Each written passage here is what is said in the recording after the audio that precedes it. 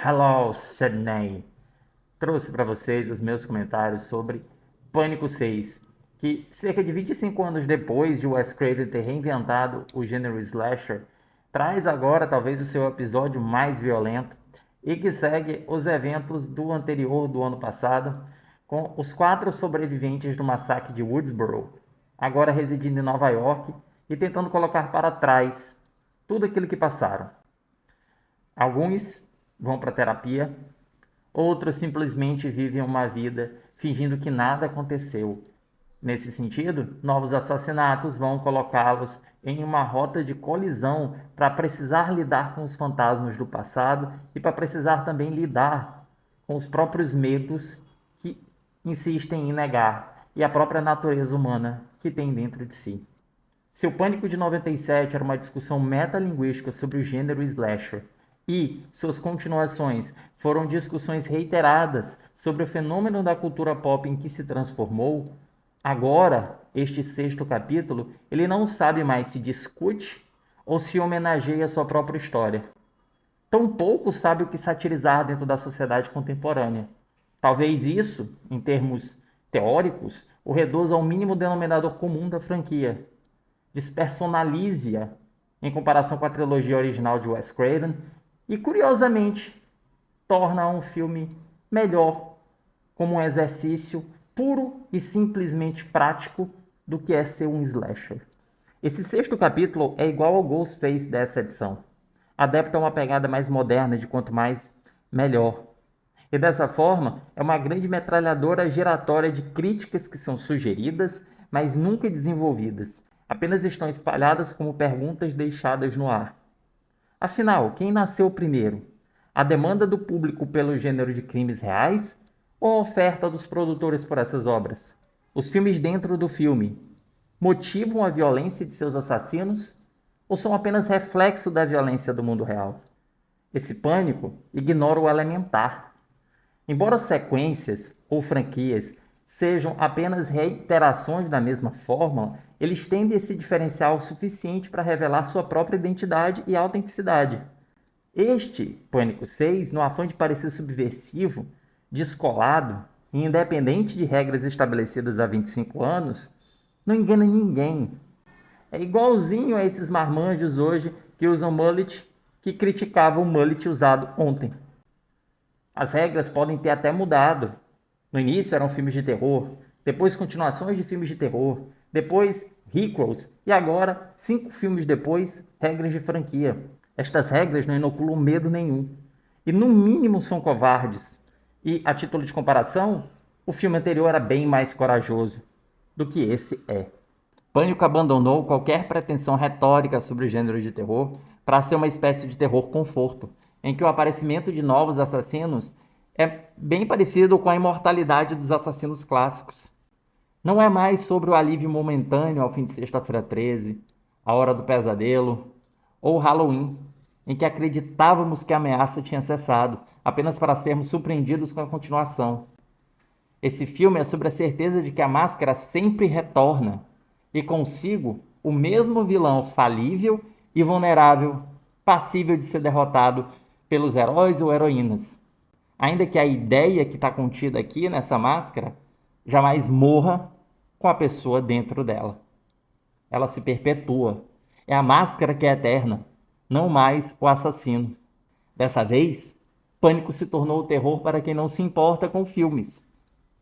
É por isso o terror slasher por excelência para a geração Letterboxd, cujo objetivo é gabaritar a lista de diretores ou assistir a mais filmes por ano, independentemente da experiência que tem com os filmes individualmente.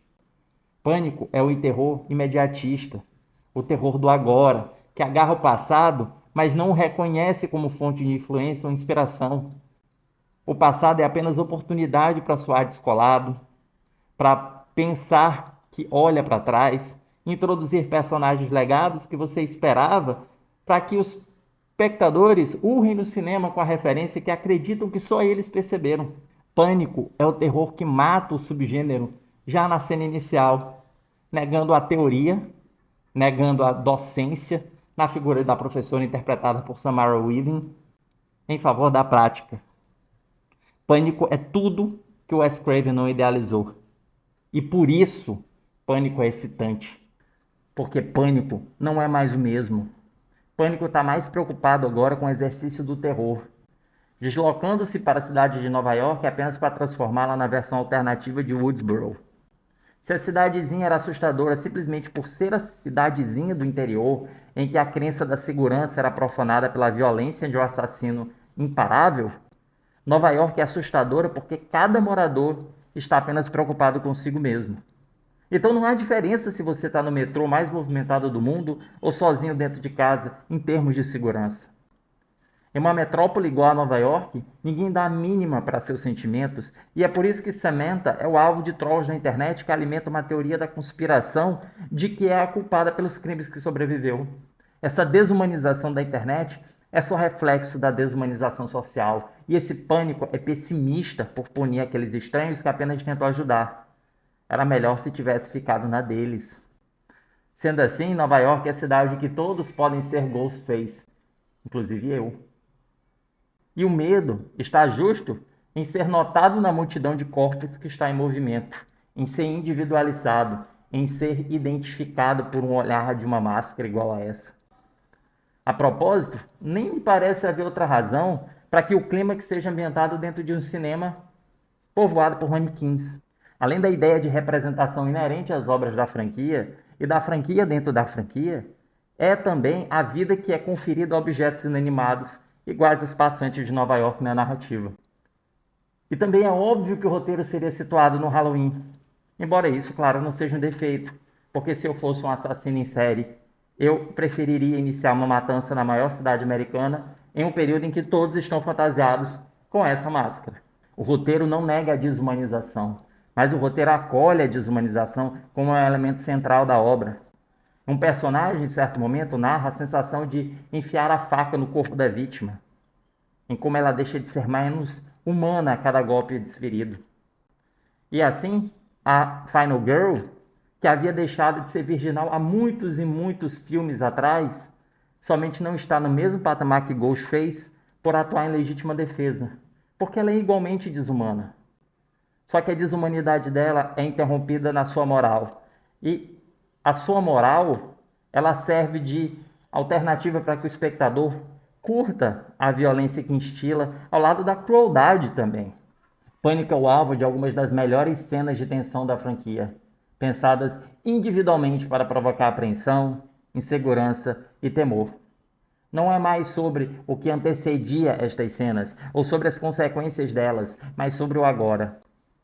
Desse modo, Pânico 6 é exímio em relaxar a tensão que nós acumulamos ao longo de toda a narrativa em um clímax que sua apoteose serve de descarga dos nossos próprios impulsos violentos a partir da ação heróica e anti-heróica de seus personagens barra manequins. Pânico é um filme sobre o ato de matar, levando-o ao extremo da franquia, levando-o ao mais gore possível. É o desejo que leva a este ato e também a consequência deste ato que, para o espectador, se torna sinônimo de divertimento. É ou não paradigmático, portanto, para entendermos o mundo em que vivemos. Para Pânico 6, que está disponível nos cinemas, eu dou 3,5 estrelas em 5. Agora essa máscara aqui, vou dar uma aposentadinha nela, porque eu já suei tanto, viu? Vejo vocês em outra crítica. Quem sabe ele também aparece. Tchau!